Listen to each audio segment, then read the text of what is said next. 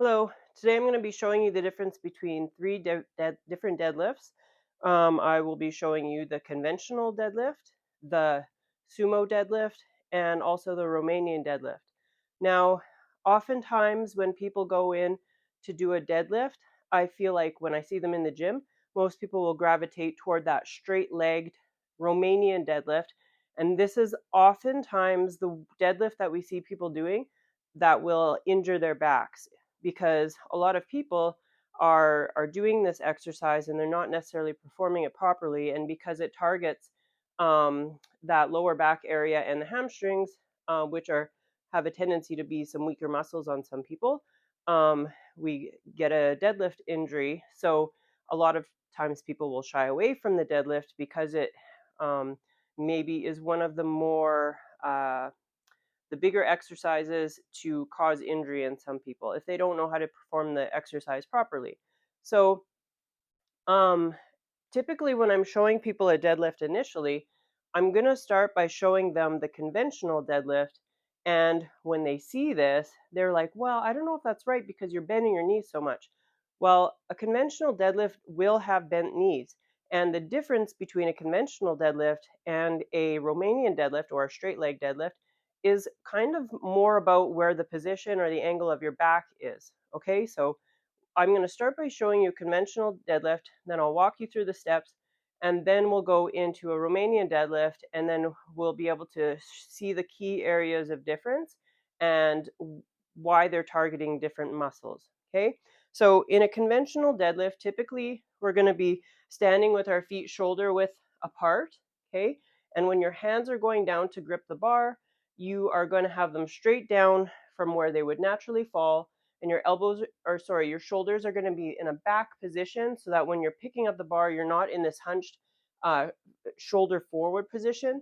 You want to be in this nice straight position. And what you're going to do is you're going to pick up the bar, and your back is going to be at a 45-degree angle so that there will be bend in your knees, and you're going to have that lever at the hips to drive forward so that you can pick up the bar. Okay, so I'm going to be picking up the bar. It's going to be a little bit deeper than what I typically go because I don't have plates on here for the purpose of demonstration.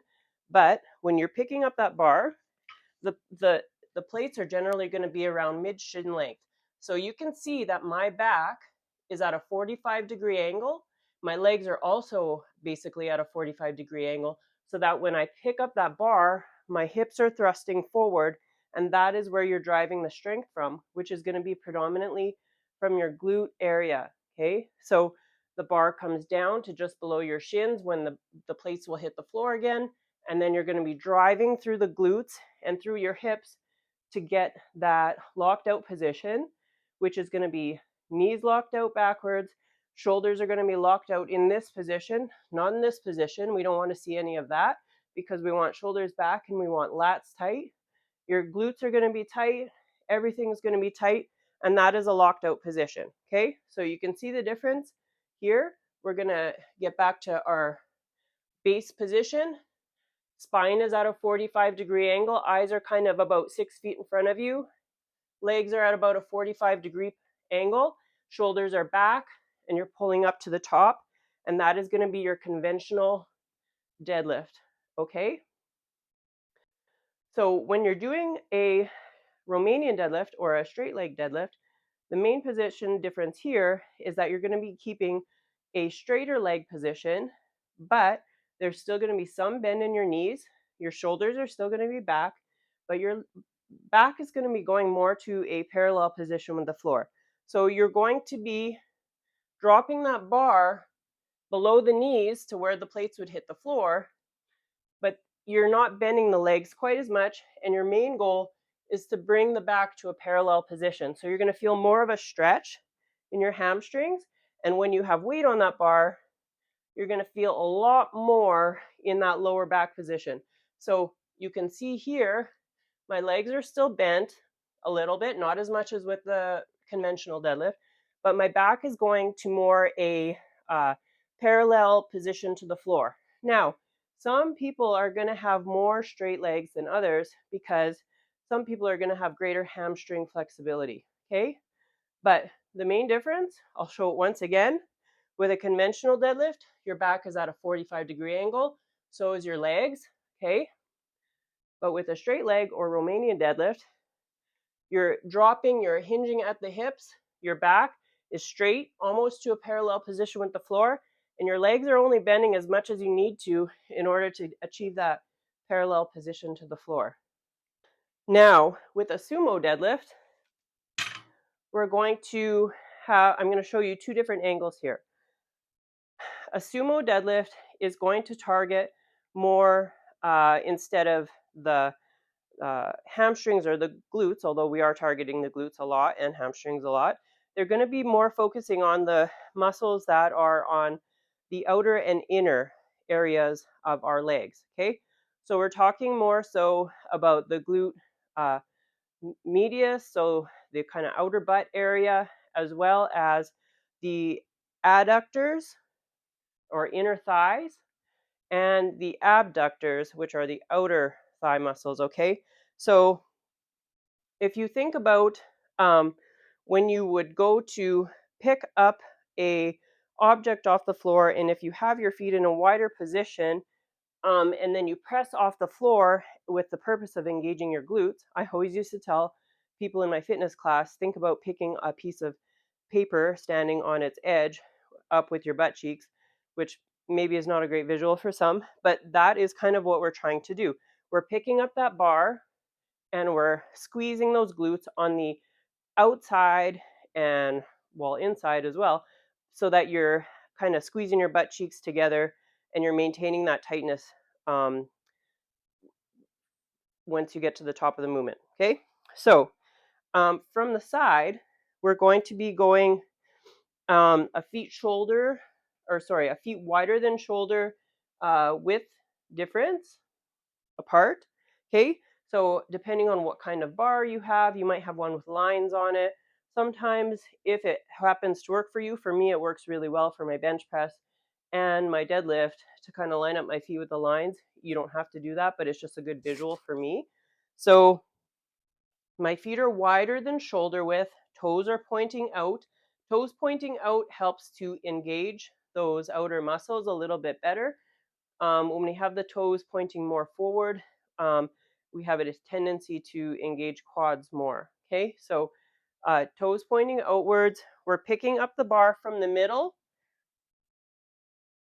Okay, and I always do a switch grip. It's just a habit for me. Please grip the bar however is comfortable for you. Switch grip can help you when you're doing many repetitions, or if you're doing a very heavy weight, like a 1 or 2 rep max. Okay, but in a regular rep where you're comfortable with what you're doing, just holding it in that regular grip position is totally fine. So you're going to be holding the bar basically straight down from your shoulders, and I'll switch my angle with the camera in a minute and I'll show you from the front. But basically, you're still keeping that bar against the shins like you would with a conventional and a Romanian deadlift, and your back is still going to be at that 45-degree angle. Legs might be a little bit deeper because of their position, and then you're coming up. So 45, your butt will be a little bit deeper, coming up to the top. Okay, and at the top, you're locking out with your knees, you're locking out with your shoulders so that you're getting good trap engagement. And that is basically the difference with your sumo. It's just mostly the foot position. Okay, I'm going to switch my camera for you.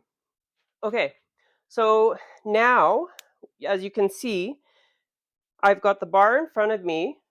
I have my feet at a wider than shoulder width position. Now, there are some people, if you ever watch powerlifting competitions or people in the gym, sometimes they'll go with a very wide position with their feet. That is totally fine if you have really, really strong inner thigh muscles, or your adductor muscles are very strong and your glutes are very strong at that point. You might find that that's great for you if that's really what you want to do.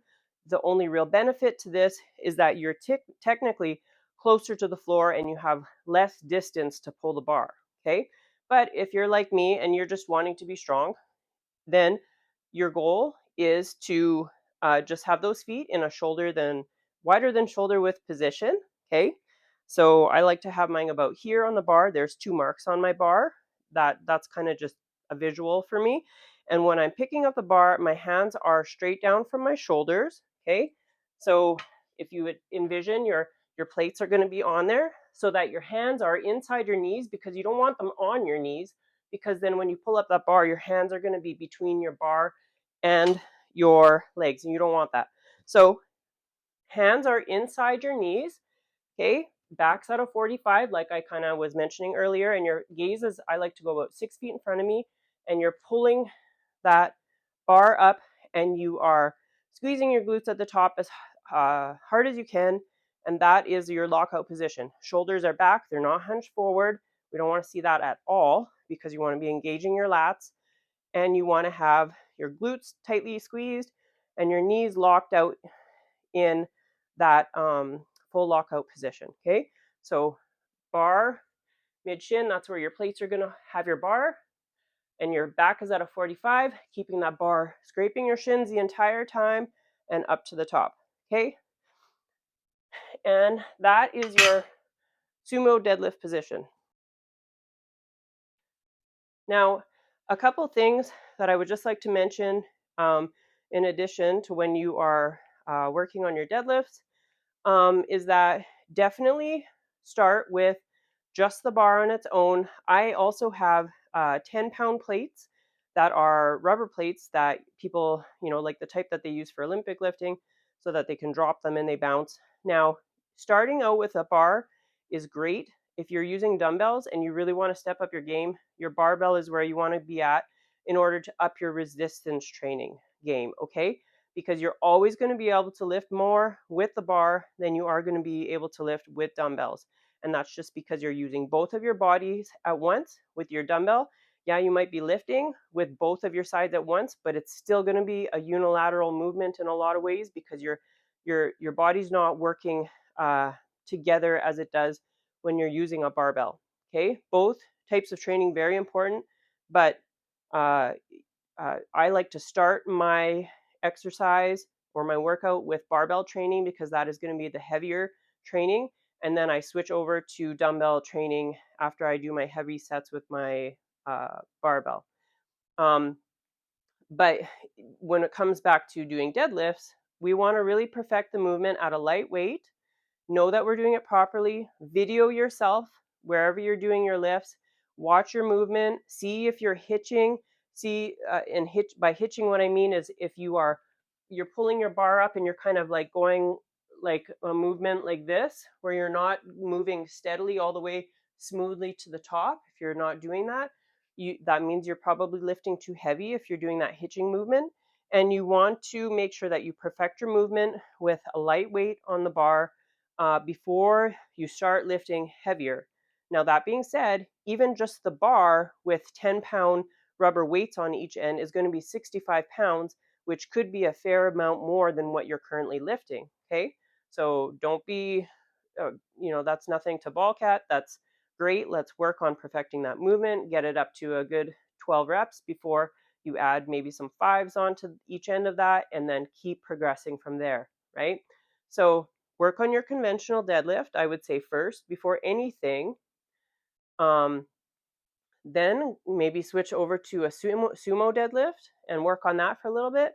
And then go to your Romanian deadlift. Or if you want to work on your conventional deadlift with the bar and work on your sumo with some dumbbells and your Romanian with some dumbbells, then that's a great option also. Because I personally feel like you should master the conventional deadlift before you're working your way into those other deadlifts. Not that you shouldn't be doing them, but I would say that the conventional deadlift is your foundational uh, exercise movement.